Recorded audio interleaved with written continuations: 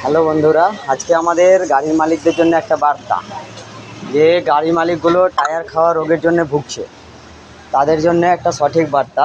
এই যে টায়ারগুলো এরকমভাবে বিটগুলো খেয়ে নিচ্ছে, তো এই বিটগুলো এরকম ঢেউ খেলানো ভেতর বাইর মিডিল যেরকম টায়ার খাওয়া আছে।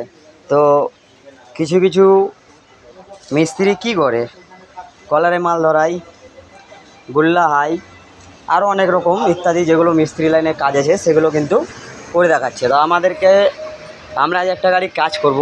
এটা হচ্ছে 18 চাকা টেলার, পুরোপুরি 18 চাকা। তাই এটার কাজ হবে টায়ার খাওয়ার সম্বন্ধে। এই জন্য আমাদের কালুদা মিস্ত্রি আছে, এরা আমাদের কালু মিস্ত্রির কাছে সম্পর্কে জানবো। দেখি কালুদা কি বলছে। তো কালুদা, এই টায়ার খাওয়ার বক্তব্যে আপনার কি আছে, কি করলে এটা প্রবলেম সলভ হবে? টায়ার খাওয়া বক্তব্য হচ্ছে যে সকেট আছে, এই সকেট দিয়ে একবার বড় চেকনা নব সমেত কমপ্লিট লাগালে পরে টায়ার খাওয়া আশা করে বন্ধ হয়ে যাবে। এবং যারা গুল্লা হাই করছেন তাদের জন্য গুল্লা হাই করতে হবে না, এবং বড় রড দিয়ে চেকনা টাইট করে দিলে পুরো কমপ্লিট টায়ার খাওয়া রোগ মরে যাবে। 100% বলছে 90% মরবে, এটা গ্যারেন্টি।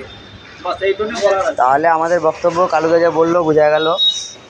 এই বক্তব্য হচ্ছে, এই হাফস্টার কিন্তু কোনো সকেট কিছু থাকে না। এই হাফস্টার থাকে দুই দিক থেকে দুটো বিয়ারিং। তো আমরা এই হাফস্টারকে সকেট সিস্টেম করব 10 টাকা মডেলের। এই সকেট সিস্টেম করলে কি হবে, চেকনারটাকে জোরে টাইট করলে আর লুজ হবে না। প্লাস আমাদের আর একটা সুবিধা থাকছে, যেটা বিয়ারিং ভাঙছে না। বেশিরভাগ গাড়ির মালিকদের বিয়ারিং ভাঙার প্রবলেমটা থাকে, সেই প্রবলেম থেকে আপনারা দূরে থাকবেন। তো দেখা যাক, এই গাড়ির কাজটা এখন সাকসেসফুলের দিকে। তো আপনাদেরকে কয়েকদিন পর এর নমুনাটা দেখানো হবে। সুস্থ থাকবেন, ভালো থাকবেন। গাড়ির মালিকদের জন্য এটা বার্তা। আমাদের গ্যারেজ হচ্ছে নলাডি দাতাবাবা পেট্রোল পাম্পের সামনে। হ্যাঁ, এখানে যোগাযোগ করলে আপনাদের গাড়ির কাজটা সম্পূর্ণভাবে কমপ্লিট হয়ে যাবে।